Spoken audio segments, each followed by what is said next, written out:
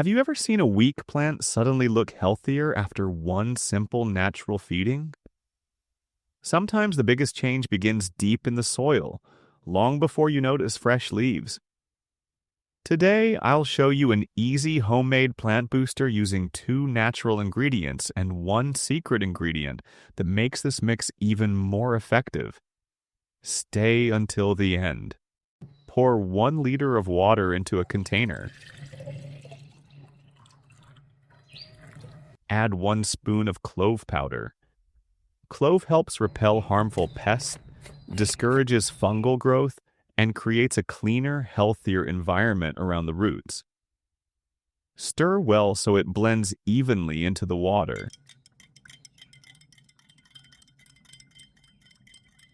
Next, add 1 spoon of used coffee grounds. Coffee grounds add organic matter, improve soil texture, and slowly release nutrients that encourage greener leaves and steady plant growth. Mix thoroughly until everything is well combined. Now for the secret ingredient. Add small cup of milk. Milk provides calcium and proteins that help support stronger plant tissues while encouraging beneficial microbes in the soil. Stir one last time until the mixture is smooth. Pour the mixture around the base of your plants.